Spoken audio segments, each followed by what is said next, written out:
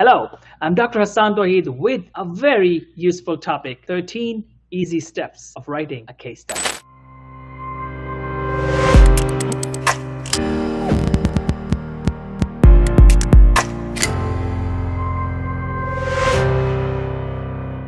13 easy steps of writing a case study. Can we write a case study in 13 steps? Absolutely. That's what we are going to discuss in this video today. And this video is more relevant to students who are medical students or psychology students or who are in healthcare profession in any way. So let's begin. So how do we write a case study in 13 steps? The first step, step number one. What is the step number one? Decide. Yes, you cannot do anything without taking a decision.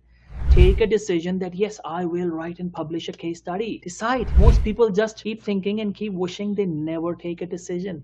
I'm asking you to take a decision and remember Napoleon Hill in his book Think and Grow Rich said successful people take decision fast and change it slowly, while unsuccessful people take decisions slowly and change it faster. So take the decision fast and don't change it. Just stick with it. That I have taken the decision to write a case study and begin. Now, what is the next thing? Identify the case. Yes, let's say you're working in a hospital. Now you need to identify a case. So you have decided already that you want to write a case study. Now you want to identify a case. Now what could be your case? What could be the units? Remember, unit means the case. It could be one unit or up to 4 units. That means 1 patient, 2 patients, 3 patients, or 4 patients maximum. I know there is a definition of 6 and there is a disagreement, but I'm just asking you to stick with 1. Stick with the definition that I like. If you want to follow that up to 4 is the case study. If you have 1 patient, it's called single case study. If you have 4 patients or 4 units, it's called multiple case study. Now, one more thing, does it always have to be a patient? No, it could be a person, a patient, it could be a place, it could be an animal, it could be a thing, it could be an organization, it could be an event. Any of those things could be a case, could be a unit. So let's say, hypothetically, for the sake of discussion, let's say your unit is a patient. Now you have identified a patient, but now you have 2 possibilities, a patient with rare disease and a patient with common disease. Now, as most people think that case studies can always be of rare cases, the reality is it's not always true because it's not always possible. How can you always find a rarest case in the world? You cannot always find it. Does it make sense? So you cannot always find a rare case. So what do? You either find a rare case. If you can find a rare case in a hospital that nobody else has ever studied, then congratulations. I congratulate you. However, the chances are very slim that you will do that. So what do? You go with the common case. But now, if it's a common case, then what do you write about it? Remember, a common case may have a rare association or a rare event or a rare outcome, or this person, this patient could have gone through a rare intervention, a unique surgical procedure. So that's how you decide a case. So remember, it could be a common case or a rare case. If it's a rare case, very good, wonderful, congratulations. If it's a common case, then you look at the association, any rare or unique association, any rare or unique event, any outcome, rare or unique outcome, any unique or rare intervention. So these are the possibilities you can think of. Now, once you have identified the case, what is next? You need an IRB approval, right? The step number 3 is the IRB approval. Now, the question is, do you always need an IRB approval? Now, remember, the reality is, according to many experts, if there are 3 cases, up to 3 cases, 3 or more, only then you need an IRB approval. If it's less than 3, 1 or 2 patients, you don't need IRB approval. So it's kind of tricky. Let's say I am working on a project.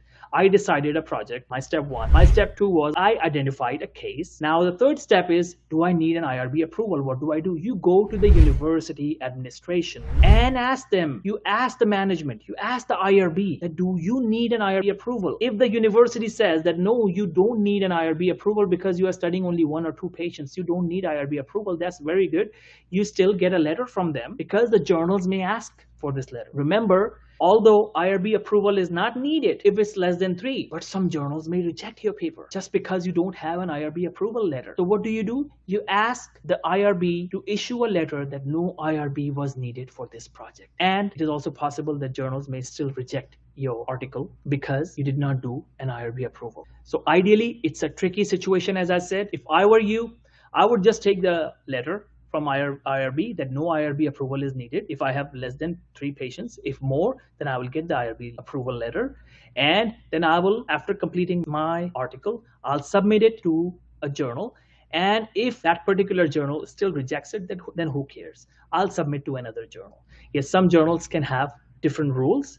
Not every journal will have that rule. So some journals will still accept it, some journals will not, some will always ask for IRB. But if you want to finish this hassle, request IRB to issue an IRB approval and see what they say. Maybe they will issue you an IRB approval even for one patient. So see what is the situation in your university setting, in your hospital setting. What is the situation? Can an IRB approval letter be issued? If yes, very good. If not, can a letter be issued that says that no IRB approval was needed? And even after this letter, the second letter, if the journal rejects it, then go to another journal. Now, step number 4, find a team. Collect your classmates, your seniors, juniors, whoever is working with you in that hospital, or your fellow colleagues, the residents, chief residents, fellows. Connect with them and make a team. Talk to your supervisor. Involve him in this project as well. It's always good to have a team. No one can do anything alone. We all need each other. So the step number 4 is make a team. Once you have developed your team, what do you do next? Once you have developed your team, the next thing is the data collection. Yes, now you go to the patient and you start collecting data, but you need an informed consent. You have him sign a consent form. Once the consent form is signed, now you ask questions. And remember, in case study, you need multiple sources of data. So one of you in your team, one of you will ask questions to the patient, will take proper history. One of you will look at the electronic medical records. One of you will look at the files and folders, because the hallmark of a case study is multiple sources of data. So it is very important that you ensure that you have collected data through multiple sources. Now, the second kind of data that you will collect is previously published literature related to this case, something that is similar to this case. Collect those papers through different databases, electronic databases on your computer. So you have different papers published previously by other authors related to this particular case. Now you have 2 kinds of data. One data that you collected with the patient, and the second data that you collected just on your computer with previously published papers. And you will need that, and I'll explain why. Once that is done, the next step is you analyze the data. Yes, you analyze the data. How do you analyze the data? You can make a table in the tabular form, or you can just compare the findings. If it's 2 cases, you compare the findings with each other. If you have 4 cases, you compare the findings with each other. That's a very good comparison and analysis. But if you have 1 case and you have previously published papers, now you compare the findings with each other in a tabular format, so that when the time comes to write, you will easily be able to write it. And if statistics is needed, you hire a statistician to help you with statistical data analysis. And also make sure that you have the X-rays, fMRIs, structural MRI findings, CT scans, whatever you can collect related to this patient, lab findings, anything, because you will need to include all of those things in your case study. Now, once that is done, the next step is to begin writing. Yes, now it's time to write. Now, this is the step number 7. Now, step number 8 is, what part do you write the first? Can you write abstract? Yes, you can, because you have already collected data, everything is good. But I do know that there are people who will say that write abstract always in the end, and I am a firm supporter of that. So if you want to do that in the end, that's very good. If not, then you can write the abstract right now.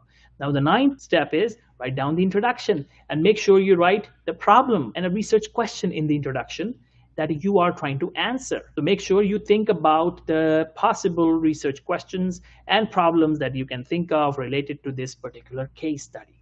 Now, the next thing is the method and results. You don't need method and results. Yes, you don't need method and results. What do you need here? Instead of method and results, just bring the case presentation. Yes, everything about that case, write it down in the case presentation. Now, how do you make sure that you have written everything necessary? Take the CARE checklist, C-A-R-E, checklist, case report checklist. It's available for free. Download it on Google and make sure that your case presentation has everything according to CARE checklist and nothing is missed. Now, the next step is write a discussion section. In the discussion section, you do the discussion on the case. What is the discussion? The discussion is the analysis and interpretation of your findings. So explain the case. What do you feel about it? What do you think about it? And compare it with previously published papers.